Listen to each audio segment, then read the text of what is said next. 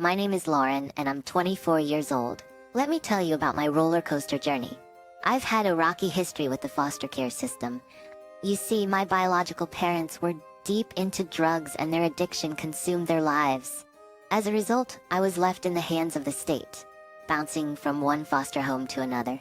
To say I resented my parents would be an understatement. They abandoned me, neglected me, and shattered any chance of a normal childhood. I carried that anger and hurt deep within me for years. I didn't even attend my biological mother's funeral when she passed away, as I couldn't find it in me to say a final goodbye to the person who had brought me into such a chaotic world. But then at the age of 10, a glimmer of hope shone through the darkness. I was adopted by Tia and Xavier, the most amazing parents a girl could ask for. They opened their hearts and their home to me, and I became a part of their loving family. They taught me the meaning of unconditional love, provided stability, and showed me that I was worthy of all the happiness in the world.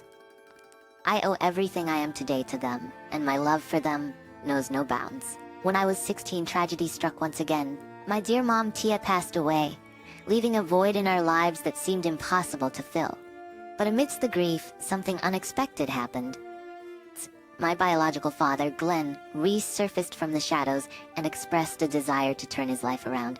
It seemed he had finally hit rock bottom and found the strength to seek help and get clean. My dad, Xavier, approached me and asked if I wanted to see him. It was a daunting decision, but curiosity and a tiny spark of hope led me to say yes. We visited Glenn at the rehabilitation center, and I cautiously observed his progress. To my surprise, he appeared genuinely committed to his recovery and building a better life. It was a glimmer of redemption that stirred conflicting emotions within me. Time passed, and Glenn completed his 2-year stint in rehab. By the time I turned 18, we decided to give our relationship another chance. After all, he was my biological father, and a part of me longed for a connection with him. We started rebuilding our bond, cautiously navigating through the unfamiliar territory of father and daughter. It wasn't easy, but I believed in the power of forgiveness and second chances. However, as I got to know Glenn better, I couldn't shake the feeling that something wasn't quite right.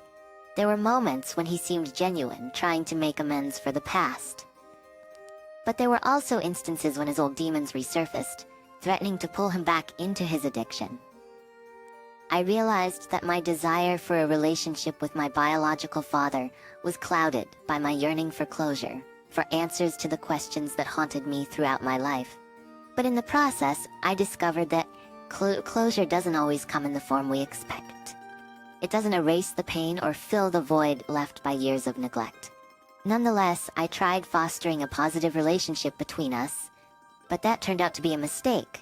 As time went on, Glenn's true colors began to reveal themselves. Despite his initial efforts to change, he couldn't escape the clutches of his old ways. The addiction that had plagued him before resurfaced, consuming him once again. It was heartbreaking to witness his descent into ugliness and aggression. I tried to be understanding, to give him the benefit of the doubt, hoping that he would find his way back to the path of recovery. But the more I tried, the more he pushed me away with his toxic behavior. It was a painful realization, but I knew I had to protect myself from the negativity and toxicity that he brought into my life. When I turned 21, I made the difficult decision to cut him off completely.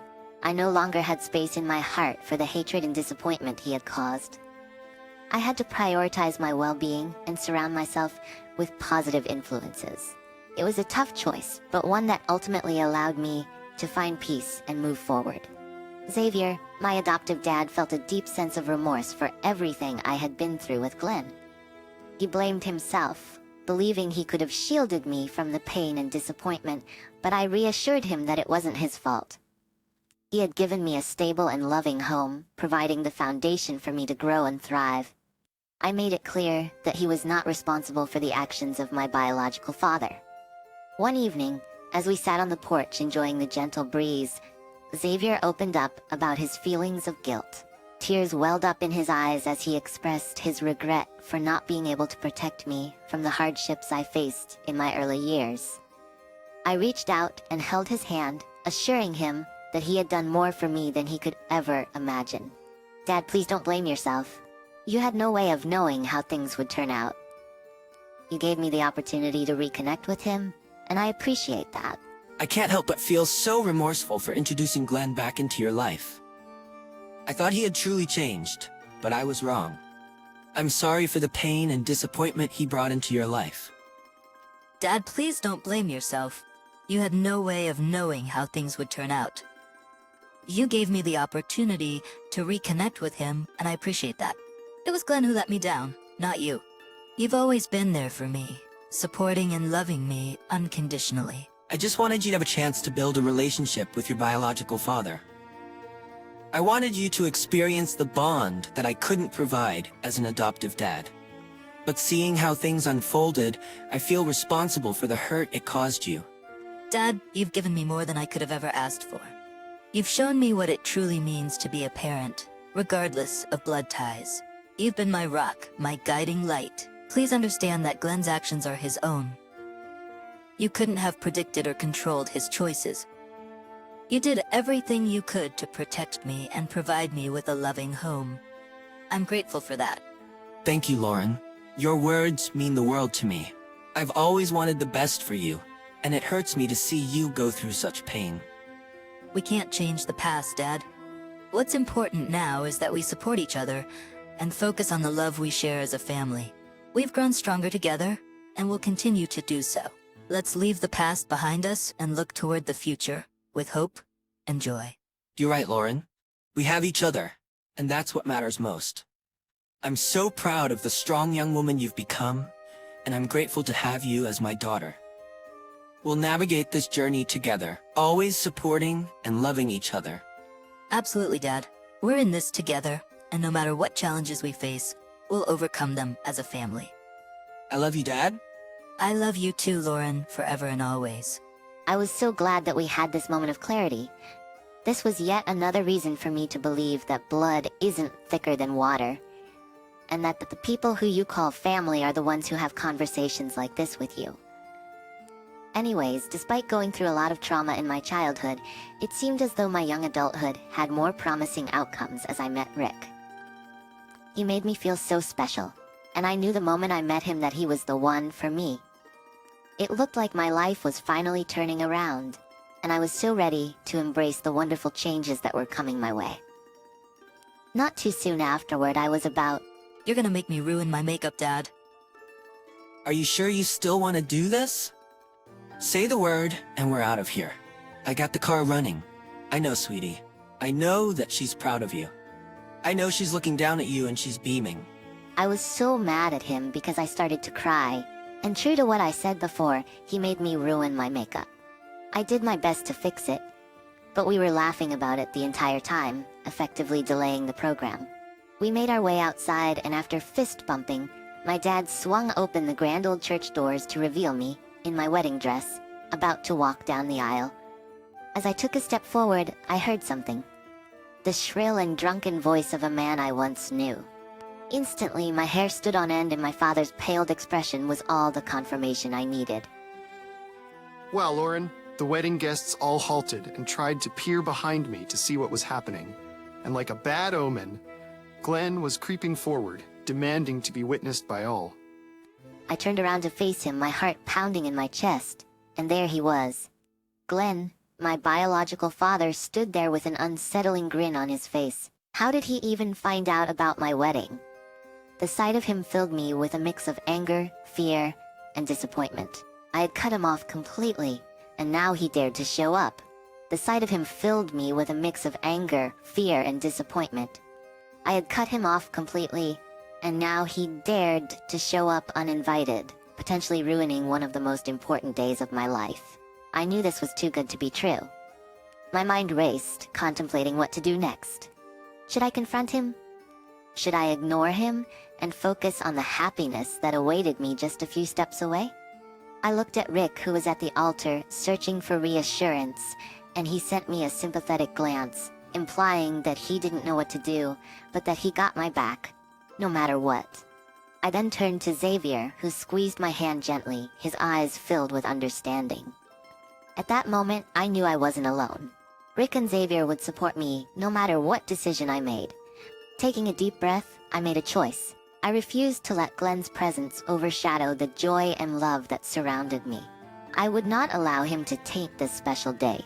With determination in my eyes, I straightened my veil, held my head high, and locked eyes with Xavier. Together we would face whatever challenges came our way because we were a family.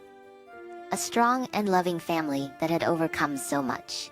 I began walking down the aisle, and the church music awkwardly started up again after stopping. Glenn apparently couldn't take the hint, and he emerged from the shadows, and in full view he said, "Oh my baby, why aren't you paying attention to me? Why did you leave me?" To say I was mortified would be an understatement. How could he do something like that so publicly? Up ahead, I saw Rick preparing to make his way down the aisle to perhaps teach my father a lesson. But I sent him a look that told him to stay put. I didn't need this escalating further. Xavier had already turned around to face the beast that threatened to ruin my special day, and as I glanced around the congregation, I could see people whispering and murmuring about how this was all so unprofessional and lowbrow. My blood started to boil. I felt so heated. I turned around and said, "Just what the heck do you think you're doing?" "Baby girl, what do you mean?" "I mean that you're crazy. How dare you come to my wedding and crash it like this? Uninvited and most importantly, unwanted." I couldn't believe my eyes. There he was, stumbling towards me, sloppily drunk and making a complete fool of himself. Gasps and murmurs rippled through the crowd as Glenn crashed my wedding. People stared at him, their judgmental eyes boring into his disheveled appearance. I stepped back, instinctively avoiding his outstretched hand as he clumsily tried to grab onto my dress.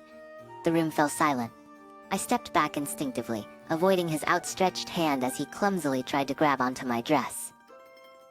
His voice cut through the tension, filled with anger and frustration.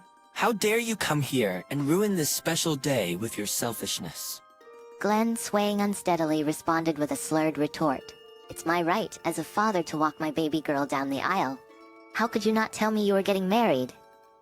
Anger surged through me as I shouted back, unable to contain my pent-up emotions any longer. He attempted to silence me, his eyes filled with desperation.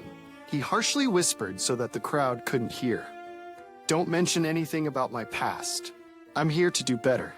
These people don't need to know anything. Trust me, buddy. Everyone here can tell that you're drunk. You think I'm embarrassing you by exposing the truth?" "Yes. Oh, you'll feel embarrassed. All right. Everyone deserves to know the kind of man you truly are." I laid bare all the painful memories, exposing him to the drug abuse, the abandonment, and the emotional abuse I had endured due to his insolence. The crowd, once filled with curiosity and shock, now brimmed with anger and disgust towards Glenn. They witnessed the extent of his toxic behavior and the impact it had on my life. Amidst it all, I caught a glimpse of Rick standing on the sidelines, his eyes filled with unwavering support and admiration. He cheered me on silently, his love and belief in me shining through. At that moment, surrounded by the emotions swirling around me, I realized that I had made the right decision to expose my biological dad in front of everyone. The ceremony proceeded as planned, filled with love and support from our friends and family, despite the debacle that threatened to ruin everything moments prior. But the aftermath of Glenn's actions didn't end there. News quickly spread about his attempt to ruin my wedding, and the community turned against him. Glenn became a social outcast, ostracized for his selfishness and the pain he had caused. It weighed heavily on him, pushing him further into his destructive tendencies. In his shame, he went on a drug bender and disappeared from our lives. So as for Glenn, his actions had consequences. The revelation of his attempt to disrupt our wedding tarnished his reputation. The guilt and shame overwhelmed him and he vanished, leaving behind a void of unanswered questions. His absence only confirmed I had made the right decision in choosing to be with someone who,